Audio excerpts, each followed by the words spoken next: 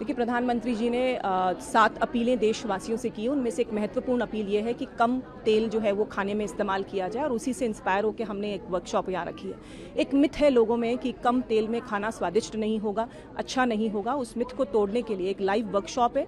खाना जो बन रहा है वो महिला बहनें टेस्ट भी कर रही हैं, और वो स्वाद चख कर के इस बात के लिए मैं समझती हूँ कि यहाँ इस प्रोग्राम के बाद में जब महिलाएं जाएंगी तो इस बात के लिए आश्वस्त रहेंगी कि जो खाना बना है वो टेस्टी भी है, वो स्वास्थ्यवर्धक भी है, और अपने घर परिवार की स्वास्थ्य की चिंता करते हुए वो इस काम को आगे बढ़ाएंगे। एक छोटा सा प्रयास जो हमारे देश में एक बड़ा बदलाव ला सकता है, उसके लिए हम सभी महिला बहनें, हमारी भारतीय जनता पार्टी की महिला मोर्चा की पूरी टीम काम कर रही है। हम जिलों तक इसको लेकर के जाएंगे, इस मुहिम को, इस अवेयरनेस कैंपेन को नीचे तक लेकर जाएंगे, जिससे स्वस्थ भारत का संकल्प जो आदरणीय प्रधानमंत्री जी ने लिया है उसको हम पूरा कर सकें। 3 काम इसमें हम करेंगे। एक ही प्रयास से 3 उसके रिजल्ट्स हमें मिलेंगे। हमारी जेब पर भी ये भारी नहीं होगा, हमारी सेहत भी ये अच्छी रखेगा, और साथ में जो हमारा देश है जितना तेल आयात करता है उसमें भी कटौती करके हम राष्ट्र निर्माण में भी अपनी एक छोटी सी भूमिका को निभाएंगे। मैं समझती हूँ कि जो हमारे साथ लोग हैं वो इस पूरे अभियान में हमारा साथ देंगे, और इस नवाचार में हम लोग आगे बढ़कर धरातल तक लेकर जाएंगे। आप ये मुहिम शहर तक ही रहेगी, ग्रामीण तक भी लेके जाएंगे? देखिए, प्रयास ग्रामीण तक भी रहेगा, क्योंकि आजकल समस्याएं ग्रामीण एरिया में भी है। आप देखें कि छोटे छोटे बच्चों में हार्ट अटैक की समस्याएं, सांस फूलने की समस्याएं, शारीरिक समस्याएं जो है वो लगातार छोटी उम्र में देखने को मिल रही है। तो कहीं ना कहीं खान पान में बदलाव करने की ज़रूरत है।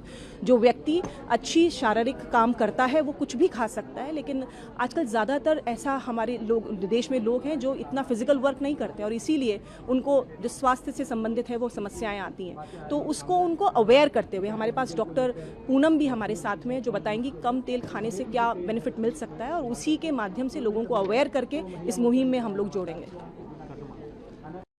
कर्नाटक के सीएम सिद्धरामैया जी ने इस्तीफा दे दिया है, इसको लेकर आपका क्या कहना है? देखिए, जो काम राजस्थान में लगातार, देखिए कांग्रेस पार्टी का हमेशा से ये रहा है, जहाँ जहाँ पे उनकी सरकार आई है आपसी सिर्फ फुटबॉल इतने ऊपर लेवल पर रहती है।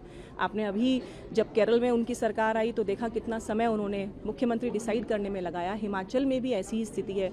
ऐसे ही कर्नाटक के अंदर जो सिर्फ फुटबॉल है वो इतनी ऊपर है कि जनता का काम करने का उनके पास समय ही नहीं है। सरकार आएगी जाएगी, बचाएंगे, इसी प्रयास में लगातार कांग्रेस रहती है, और यही काम वहाँ पर भी हो रहा है। कई जद्दोजहद के बाद ये हुआ, और आप समझते हैं कि किसी भी स्टेट में अगर पार्टी सिर्फ इसी काम में लगी रही कि कौन मुख्यमंत्री होगा, जैसा राजस्थान में भी हमने गहलोत और पायलट के बीच में द्वंद्व देखा, तो जनता का काम हो नहीं सकता। इसलिए दुर्भाग्य है कि कर्नाटक को अब जो 2 साल का समय है वो निकालना ही पड़ेगा, क्योंकि ये द्वंद्व जो है वो अभी भी खत्म नहीं होगा वहाँ पर कांग्रेस पार्टी के बीच में।